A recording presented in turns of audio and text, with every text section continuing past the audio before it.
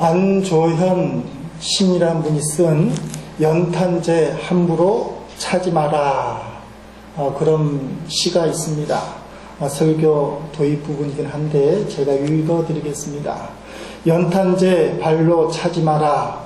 너는 누구에게 한 번이라도 뜨거운 사람이었느냐. 자신의 몸뚱아리를 다 태우며 뜨끈뜨끈한 아랫목을 만들었던 저 연탄재를 누가 발로 함부로 찰 수 있는가. 자신의 목숨을 다 버리고 이제 하얀 껍데기만 남아있는 저 연탄재를 누가 함부로 발길질 할 수 있는가. 나는 누구에게 진실로 뜨거운 사람이었던가. 짧은 시를 썼어요. 연탄재만큼 당신도 남을 위해 따뜻하게 살아본 적이 있는가. 그런 시입니다. 오늘 주님을 뜨겁게 사랑했던 막달라 마리아라는 여인이 나오는데, 이 막달라 마리아처럼 주님께 헌신하는 우리 모두가 되기를 주님의 이름으로 축원드립니다. 10월에는 시편 23편 5절 후반절 말씀, 기름을 내 머리에 부으셨으니 내 잔이 넘치나이다. 이 말씀으로 지난주부터 10월 한 달 동안 은혜를 나누려고 합니다. 다윗의 입장에서, 시편 23편을 쓴 다윗의 입장에서는 하나님 여호와께서 목자 되신 그분이 내게 머리에 기름을 부어주셨을 때 그 표현을 한 건데, 오늘 말씀은 가다가 툭 걸린 것처럼 주님께서 지난 주간에 말씀의 방향을 바꿔놨는데, 주님께 우리가 기름을 부어드릴 때, 예수 그리스도께, 주님께 나의 향유를 부어드릴 때 주님께서 어떻게 역사하시고 어떤 축복을 허락하시는가. 머리에 기름을 붓는 건 동일한 사건인데, 내 머리에 기름이 부어지는 것이 아니라 내게 있는 향유 기름을 주님 머리에 부어드릴 때, 그러므로 여러분 말씀드릴 때 내게 있는 향유가 무엇일까? 내가 주님 머리에 부어드릴 수 있는 게 무엇일까? 성령의 인도함을 받을 수 있기를 바랍니다. 오늘 본문에 보니까 주님을 뜨겁게 사랑했던 여인이 나옵니다. 본문과 같은 내용이 있는 요한복음 12장 3절에는 이 여인이 마리아라고 기록하고 있습니다. 이 여인은 주님을 사랑하는 표현으로 매우 값진 향유, 곧 순전한 나드 한 옥합을 깨뜨려서 주님의 머리에 부었다고 기록하고 있습니다. 이 향유값이 300데나리온 이상이 된다라고 성경에 기록되어 있습니다. 300데나리온이란 도대체 얼마의 가치가 있는가? 한 데나리온은 남자 장정 한 사람이라는 하루의 품삯을 이야기합니다. 그러니까 300데나리온이란 300명의 장년의 하루 품삯, 또는 한 사람이 300일 동안 일하는 품삯, 그러니까 연봉 정도에 해당되는 겁니다. 더 쉽게 하루 일당이 10만 원에 해당된다면 300데나리온은 3천만 원에 해당되는 거예요. 이 마리아가 순전한 나드 한 옥합 향유를 깨뜨렸는데 그 향유값이 3천만 원짜리를 주님 앞에 깨뜨려서 드렸다는 겁니다. 이 사건을 보고 어떤 사람은 그렇게 비싼 향유를 주님 머리에 부어대는 걸 보고 허비다, 오늘 본문에 보니까 책망을 하는 사람도 있었는데, 주님은 뭐라고 말씀하십니까? 내게 좋은 일을 한다.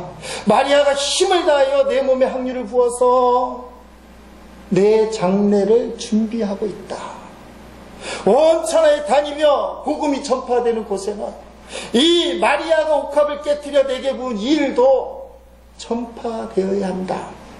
주님이 기억할 뿐만이 아니라 이 사건을 신앙의 롤모델로 삼아서 만천하에 전하라. 그렇게 우리에게 부탁을 하고 있는 거예요. 복음이 전파되는 곳곳마다 가서 땅끝까지 복음이 전파될 텐데, 이 마리아의 옥합을 깨뜨린 이 헌신이 그곳까지 전파돼서 신앙생활이란 이런 것이다라고 가르쳐 주어야 된다고 말씀하고 있습니다.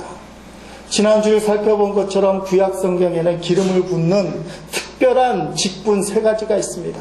제사장, 선지자, 왕. 이 3가지 기름 붓는 직분을 합쳐놓은 게 메시아라는 거예요.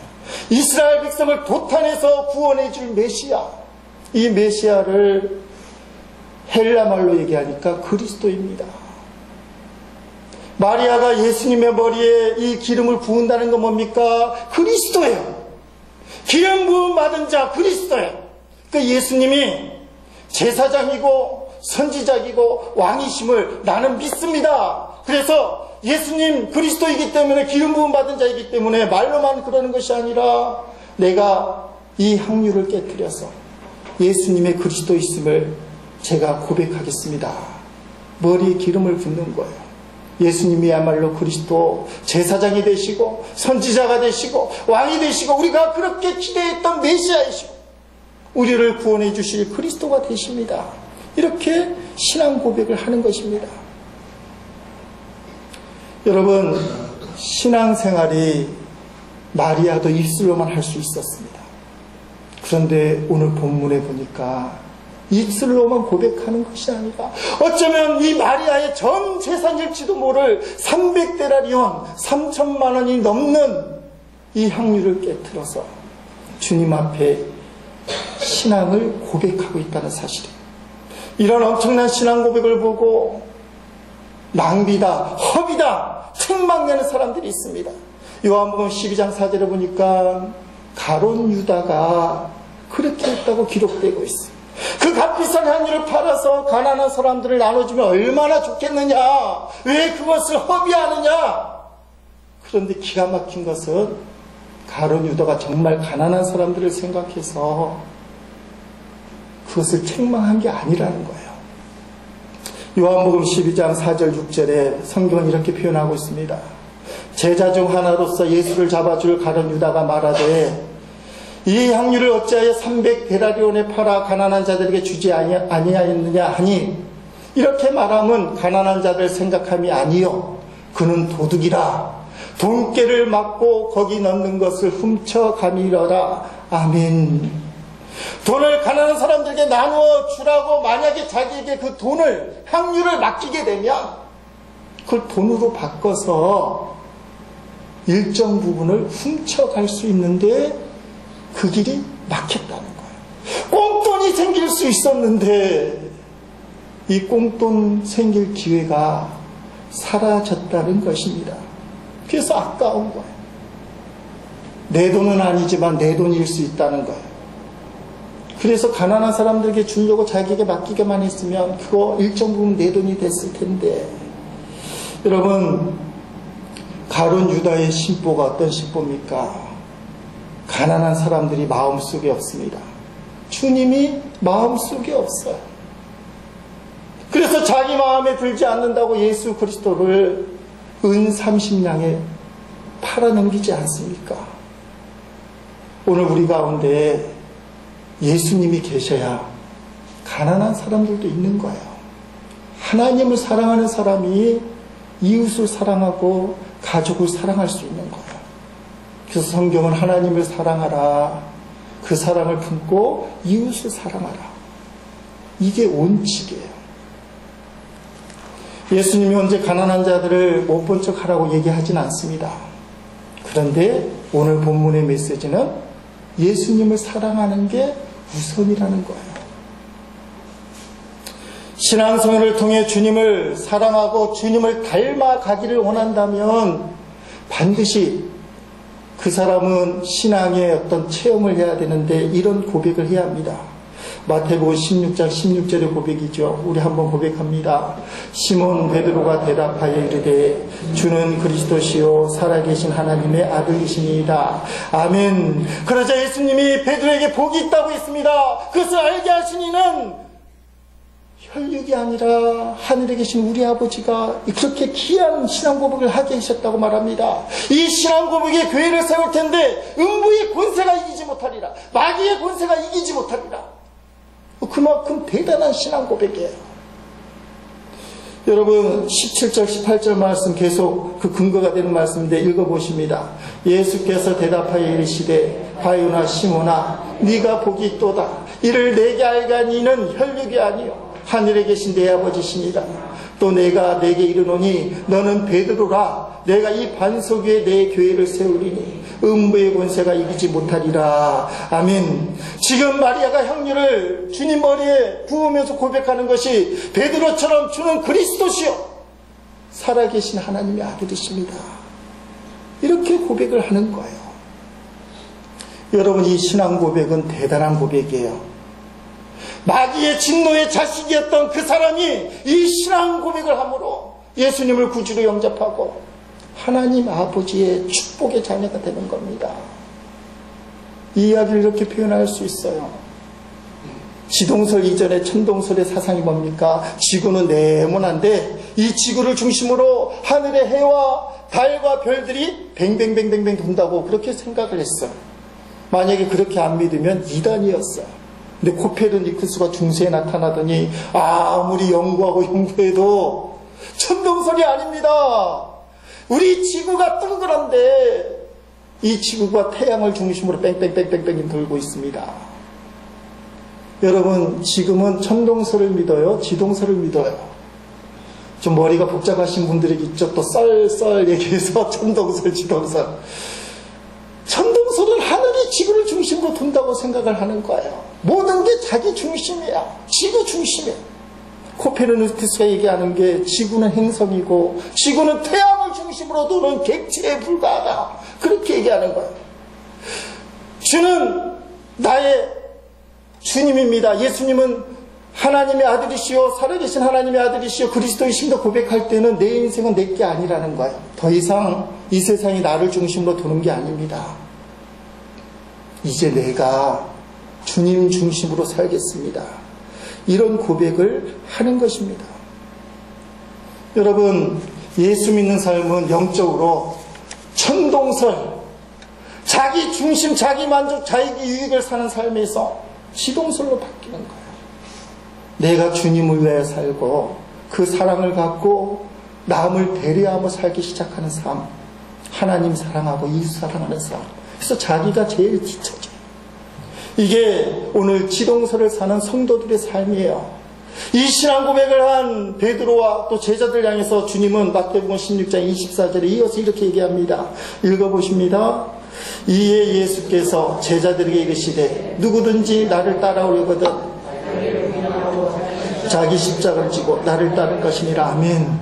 베드로도 향유를 깨뜨린 마리아도 자기를 부인하고 더 이상 내 인생의 중심은 내가 아닙니다. 주님이 나의 삶의 중심입니다. 그렇게 고백하는데 제자인 가룟 유다는 예수님과 함께 다니면서도 돈독이 올랐고 자기 중심의 삶을 사는 거예요. 가난한 자들을 이야기하면서 그 공돈을 못 받은 것에 대해서 화가 나서 오히려 이 마리아를 책망할 정도로 철저히 자기 중심의 삶이었어요. 그래서 3년 동안 예수님 쫓아다녔지만 결론이 뭐냐? 예수님은 내 마음에 안 드니 은 30냥에 팔아버려도 된다. 그게 인생의 자기 중심이 되어 있는 사람의 태도예요. 삶의 중심이 예수 그리스도로 바뀌지 아니하면 여러분 신앙생활을 제대로 할 수가 없어요. 모든 것이 자기 위주로만 돌아가야 된다고 생각하는 것은 예수를 믿는 성도의 기본적인 자세가 아니라는 사실입니다. 여러분, 삶의 중심축이 자기 중심인 사람, 청돌선적인 사람은 어떤 사람이에요? 집에 가면 가정에서도 다 자기 중심으로 돼야 돼. 직장 가서도 자기 중심으로 돼야 돼. 사회에 나가서도 자기 중심으로 돼야 돼. 모든 게 자기 위주로 돼야 된다는 사실이에요. 자기 마음대로 되지 아니하면 불평이 나오고 원망이 나옵니다. 왜 불평하고 원망합니까? 교만하기 때문에 그래요. 주님께 순종하는 삶이 아니라 자기 모든 뜻대로 안 되는 것이 마음에 안 들다고 그래서 판단하고 불평과 원망이 떠나지 않게 됩니다. 여러분, 이런 말을 들을 때 저와 여러분은 이런 천동설적인 삶에서 얼마나 자유로운가. 나는 정말 주님이 먼저고 남을 사랑하는 그 배려가 먼저일까? 다음의 이야기를 들어보시기 바랍니다. 어느 집에서 초보 운전 아내가 운전을 하다가 접촉사고를 냈습니다. 놀라서 남편에게 전화를 합니다. 그러자 대부분의 남편은 어떻게 반응할까요? 이렇게 반응합니다. 차는 어떻게 됐어? 내가 운전을 할 때 조심하라고 그랬잖아. 도대체 견적은 얼마나 나왔어? 이게 천동설적인 남편이에요. 자기 중심적인. 이런 사람은 그날 저녁에 집에 가면 밥 얻어먹지 못해요. 밥 얻어먹으면 어떻게 해야 돼요? 마음이 부글부글 화가 끓더라도 여보 괜찮어? 다친 데는 없어? 어디 잘 살펴봐. 다친 데는 없는지. 그리고 빨리 병원에 가봐. 차는 뭐 고치면 되지. 이렇게 해야 돼요. 그래야 그날 저녁에 집에 가서 밥을 얻어먹을 수 있습니다. 학교만 중학교 아들이 조퇴를 해서 아프다고 집에 들어왔습니다. 지동설인 남을 배려하고 자식을 배려하는 사랑 많은 어머니는 얘야 요새 피곤한가 보다. 얼마나 열심히 했길래 학교 가서 그렇게 아프니. 자 쉬고 더 아프면 병원 갔다 오자. 도닥도닥 거려줘요. 그런데 조금 자기 중심적인 청돈설인 어머니 뭐라고 얘기했어요? 여러분 같아도 야 너 게임할 때는 그렇게 쌩쌩하더니 공부할 때만 되면 꼭 그렇게 아프냐? 너 학교 빠지면 진도는 어떡할래? 아이고 내 팔자야. 가슴 훅 치려가. 그렇잖아. 우리가 예수 믿고 하나님 사랑하고 이웃 사랑한다고 얘기하지만 삶의 이모저모를 뜯어보면 우리도 별 수 없는 청동설적인 사람. 가룟 유다를 욕할 수 없다는 거예요. 신앙 고백은 하나님 받으시는데 나의 삶을 주님께서 받아주실까? 우리가 이 부분에 대해서 고민을 해야 됩니다. 자기를 포기한다는 표현이 무엇이겠어요? 오늘 본문의 마리아는 자신의 전 재산일지 모르는 이 향유를 깨뜨려서 주님께 드리는 게 자기를 포기하는 표현이었어요. 왜냐하면 주님의 사랑을 깨닫기 때문에 우리는 십자가에서 생명을 주신 예수 그리스도의 사랑을 체험한 사람들이에요. 나를 위해 생명까지 주신 그 주님의 사랑을 몸속 깊이 느끼는 사람은 내게 있는 향유 3천만 원짜리라도 드리고 또 드려도 부족함이 없다고 생각해. 나의 생명까지 드린다 할지라도 주님의 그 사랑에 비하면 별거 아니다. 자꾸 드리고 싶은 것. 이것이 주님의 사랑을 받는, 그리고 주님을 주님이라고 고백하는 성도의 모습이라는 거예요. 세상 사람들 이해할 수가 없어요. 주를 위하여 물질을 드리고 시간을 드리고 생명을 드리는 이 모습을 어떻게 이해할 수 있습니까? 낭비라고 책망할 따름이지요. 1956년 미국 전역에 큰 충격을 주는 사건이 있었어요. 짐 엘리엇과 휘튼 대학 출신 젊은이 5명이 남미 에콰도르 아우카 부족이라는 잔인한 부족, 사람을 갈기갈기 찢어 죽는 원주민 야만족인데, 이 아우카 부족에게 복음을 전하려고 경배항기를 타고 들어갔어요. 잔인하고 무서운 이 아우카 부족을 찾아서 그 강가에 착륙을 하고 텐트를 쳤습니다. 5일 동안 연락이 없는 거예요. 그래서 선교센터에서 혹시나 하는 마음에 그 현장을 돌아보도록 했는데 가보니까 끔찍한 사건이 벌어지는 거예요. 5명의 이 청년들이, 엘리트 청년들이 강가에 피를 쏟아내고 널브러진 채로 시체로 엎드려져 있는 거예요. 그 시신을 수습하는데 이상한 일이 발견됐습니다. 청년들의 몸에 꼰총이 있는 거예요. 꼰총. 이 꼰총을 발사하지 않은 거예요. 가슴에 창을 맞으면서 원주민들에게 살해를 당하면서 자기를 보호하려고 갔던 꼰총이 있는데 그 꼰총을 당연히 쏴야 되는데 꼰총을 안 쏜 거예요. 어렴풋이 느끼는 게 있잖아요. 영혼을 구원하러 갔는데 나 살겠다고 나 죽이려는 저 온주민들을 이 선교사님들이 못 쏜 거예요. 그냥 창 맞고 죽었어요. 이게 영화가 됐지 않습니까? 창끝이라는 영화. 권총이 있었지만 쏘지 않았어요. 내가 저들을 살리러 갔는데 나를 죽이려고 달려든다고 쏠 수 있겠냐? 발사하지 못하고 다 죽은 거예요. 그때 라이프지 타임즈의 타이틀 제목이 이렇게 실렸다고 합니다. 이 분노를 담아서 도대체 이게 무슨 낭비인가? 명문대 히튼대학 출신의 이 5명의 건장한 청년들, 짐 엘리엇을 비롯한 이 청년들이 왜 그렇게 무참하게 살해당해야 되는가? 사회적인 손실이 아닌가? 그래서 제목이 이것이 무슨 낭비인가? 그 선교단의 대표였던 짐 엘리엇의 부인 엘리사베스를 찾아가 인터뷰를 하면서 기자가 이렇게 계속 얘기했습니다.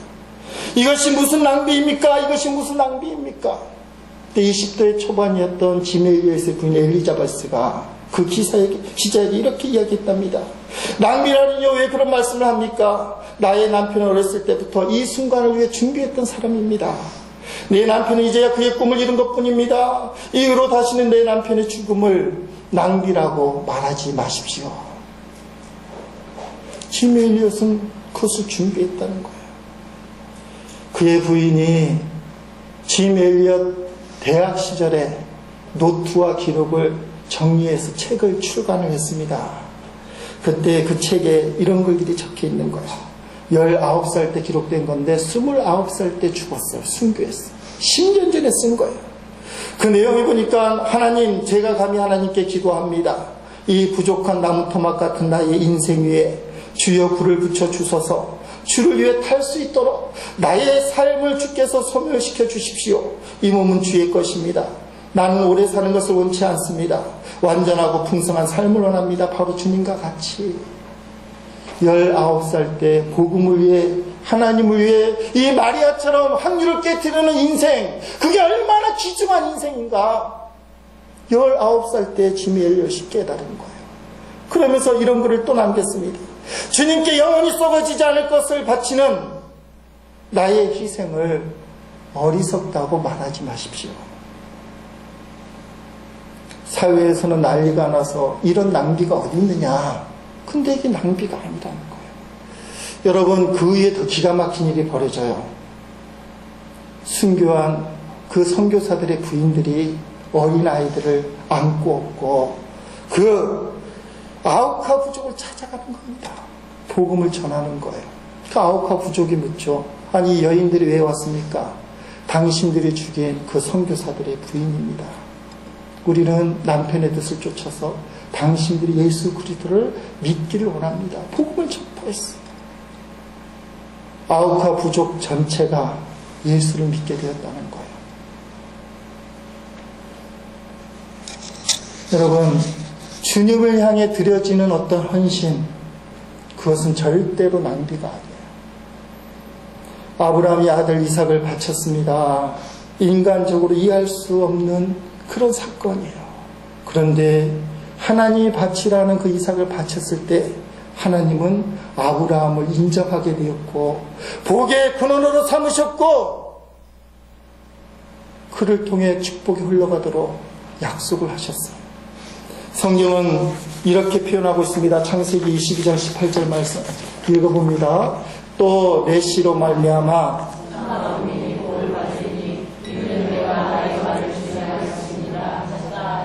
아멘. 아브라함이 복의 근원으로 부름을 받았는데 말로만 하던 신앙이 하나님이 눈으로 확인했다는 걸 뭘 통해서? 준행을 통해서.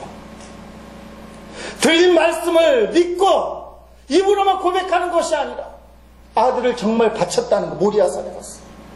사랑이 많으신 하나님이 아들 이삭을 바치라고 했지만 안 받아요.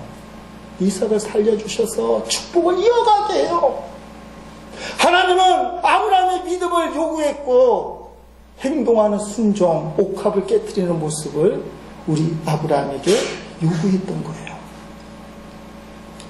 만약에 우리 앞에 이런 엄청난 주님의 요구가 닥칠 때 우리는 어떡합니까? 저부터고 사실 변명할 거예요. 에이, 하나님 아시잖아요. 네, 농담하지 마세요. 아이, 됐습니다. 제가 다른 건 다 할게요. 아들은 못 바쳐요. 변명하는 거. 그게 축복을 받느냐 안 받느냐의 차이라. 내가 상각할 수 없는 것이지만 하나님의 요구에 아브라함처럼 준행하느냐? 준행할 수 없어요. 11조 드리는 성도들은 알 겁니다. 11조를 드리니 하나님이 엄청나게 축복해 주시고 지켜주시는 것을 느끼는 거예요. 그 머리로 아는 것이나 삶을 통해 느껴지니까 11조를 계속 드리는 거예요. 11조를 드리지 못하는 성도들은 왜 그렇습니까? 변명하는 거잖아요. 여유가 없어요. 근데 여유가 없는 게 아니라 뭐가 없는 거예요? 믿음이 없는 거예요. 경험되지 못하니까 하나님 앞에 드리면 내게 없어진다고 생각합니까? 11조의 정신은 10의 10 모두가 하나님의 것인데 하나님을 사랑하는 마음으로 10분의 1만 드리는 거예요. 그러면 어떠한 삶이든지 간에 어떠한 형편이든지 간에 하나님이 지켜주신다는 거예요. 그게 11조의 정신이에요. 그걸 준행하는 사람 그걸 체험해요. 그 어떤 일이 있어도 11조는 축복의 씨앗이니까 심을 수밖에 없어요. 그런데 그게 안 되면 변명할 수밖에 없다는 거예요.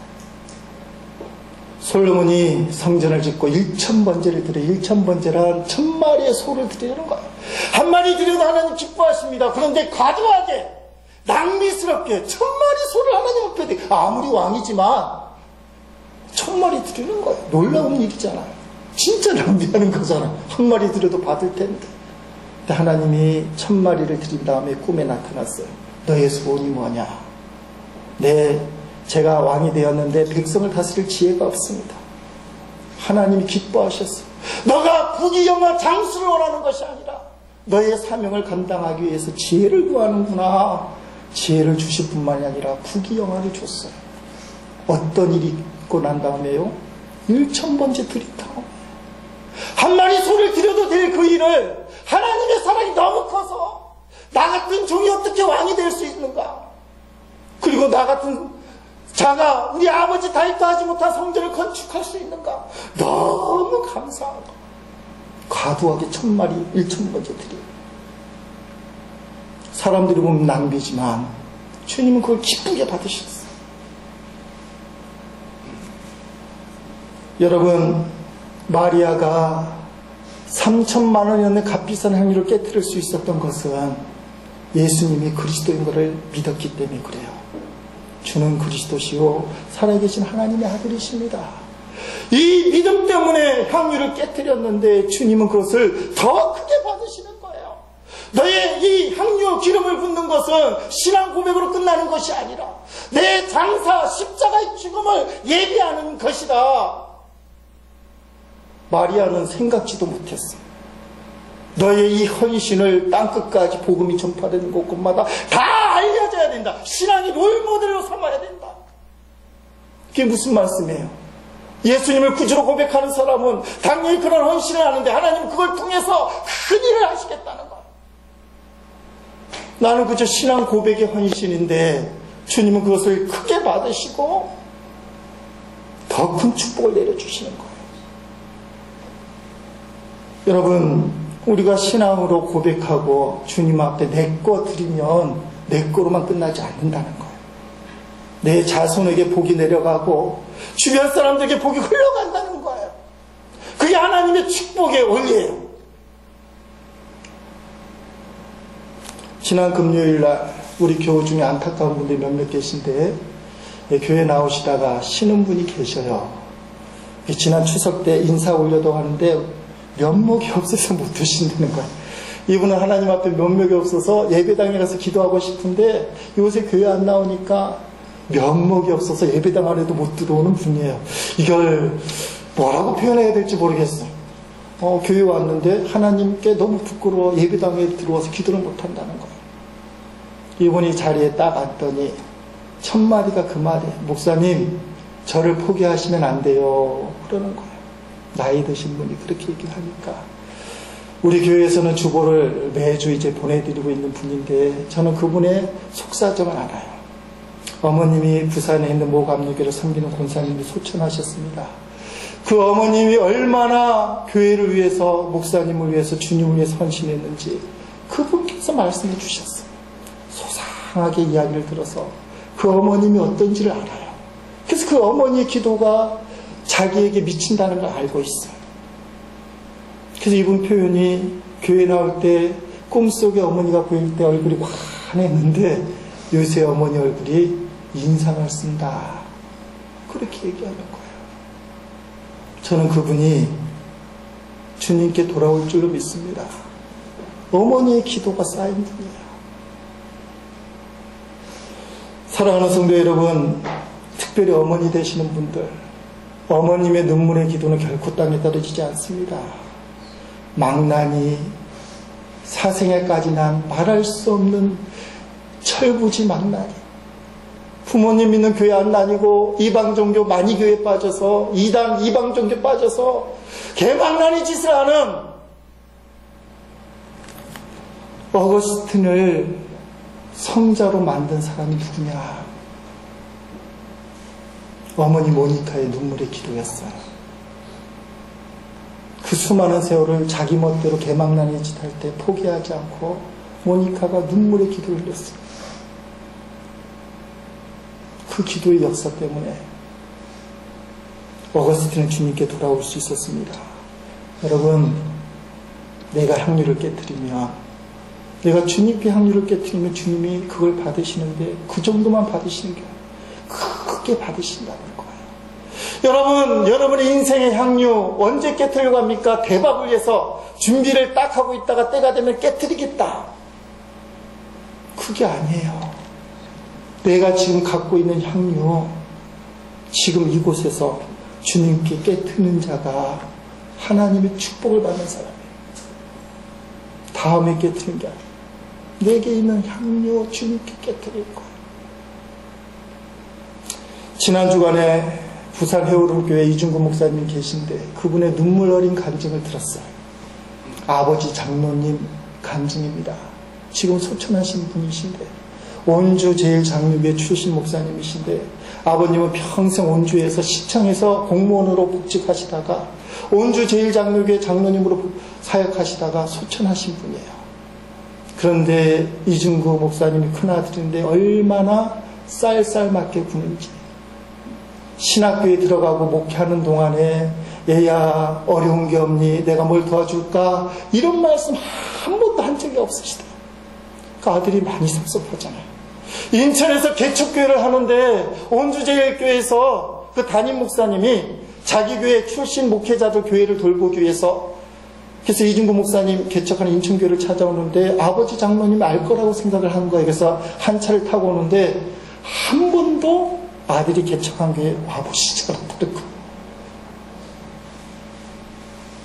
목사님을 모시고 아버님이 오는데 얘야 교회가 어디냐? 목사님도 어처구니 없고 전화하는 아버지도 어처구니 없고 전화 받는 이중구 목사님도 어처구니가 없고 아들이 개척교회 했는데 한 번도 안 온 거예요. 그래서 본의 아니게 목사님 때문에 찾아오는데 어딘지 모르니까 전화로 묻는 거예요. 이중구 목사님 그때 심정을 지금 표현할 수 없어요. 아버님이 돌아가셨대요. 장례식에 오니까 아버님을 그렇게 칭찬하는 겁니다. 교회에서는 제일 신실하신 장로님. 여러분, 시청 공무원으로 평생 있었으니까 2년간 태백 빼고는 가장인가 승중할 때 그때 빼고는 온주에 꽉 박혀있으니까 온주 시설을 가는 거예요. 업자를 다 가는 거예요. 이 장로님 속일 수가 없어요. 그래서 교회에서 무슨 건물 짓자고 하면 짓는데 이 장로님이 다 알아서 하는 거예요. 업자뿐만 아니라 온주 상을 제일 많이 하니까 그 일을 다 차고 실행하는 사람은 아버지 장로님. 그 교회에서도 가장 앞장서고 일하신 장로님 돌아가시니까 교인들이 아깝다 목사님부터 너무 아깝다. 아버님 친구들이 오는데 세상에 이렇게 좋은 친구가 먼저 가다니. 그렇게 좋은 친구가 없더라. 동네 사람들이 오는데 인자하고 사랑이 많은 그분, 그분이 장로님이라면서요. 이웃들도 안타까워요. 그런데 이 목사님은 섭섭한 거예요. 아니 아버지, 교회에서나 남들에게나 그렇게 잘해주면서 왜 나에게는 그렇게 야박하게 구셨습니까? 그게 생각나니까 장례식장에서 너무 섭섭하더라고요. 하나님이 이 목사님에게 깨달음을 주셨는데 아버지가 지나가듯이 하는 한 말씀이 언뜻 기억이 나더라는 겁니다. 이런 말이에요. 아버님 말씀. 내가 우리 교회에 충성하면 네가 목회하는 곳에는 누군가 충성하는 사람을 하나님께서 보내주시겠지. 아버님이 성격상 아들에게 따뜻하게 위로하고 칭찬하고 격려하지 못했지만 아버지는 아버지의 나름과 믿음을 갖고 당신 교회에 심었던 거예요. 옥합을 깨뜨렸던 거예요. 내가 아들에게 살갑게 말해주고 위로해주고 함께하지는 못하지만 내가 있는 이곳에서 나는 최선을 다해서 옥합을 깨뜨리고 싶겠다. 그 아버지의 말이 생각난 다음에 자신의 목회력을 돌아보니까 이상하게 잘 풀린 거예요. 하나님 앞에 아버지가 옥합을 깨뜨려서 심었던 것을 느끼기 시작했어요. 그러니까 이 목사님 울면서 간증하는 거예요. 그걸 몰랐을 때는 왜 아버지는 그렇게 남들에게 잘해주면서 나에게 그렇게 야박하게 굴었는지 너무 섭섭하더라. 근데 아버지 성격상 표현을 안 했지만 아들을 사랑하는 그 마음으로 그 교회에 힘을 싣고 그 열매를 자기가 얻고 있다는 것을 눈으로 확인한 거예요. 그러니까 자기가 불효한 거예요.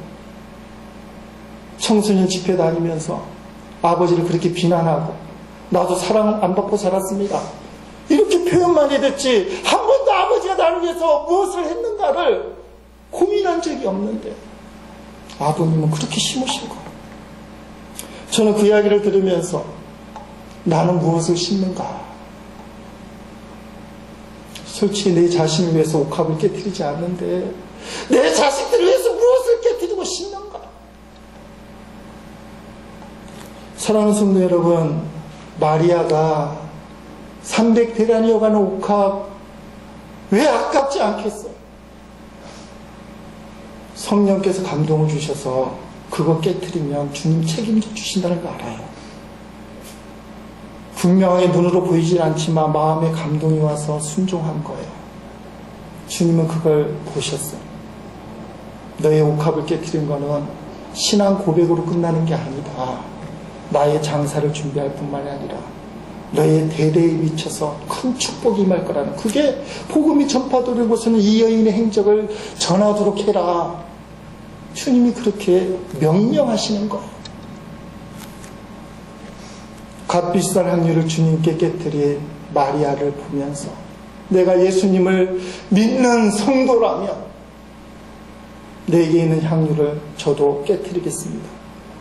큰 향유가 아니더라도 내게 있는 향유를 깨뜨려 주님께 드리겠습니다. 그럼 주님이 그것을 받으시고 더 크게 우리를 축복하신다는 겁니다. 축복 받으려고 깨뜨리는 건 아니에요. 주의 사랑이 너무 감사해서 그냥 신앙 고백으로 깨뜨릴 뿐이에요. 근데 그 고백을 주님은 크게 받으신다는 거. 땅끝까지 전파되는 도록 하라. 오늘 우리가 주님 앞에 내가 깨뜨릴 향유가 무엇일까?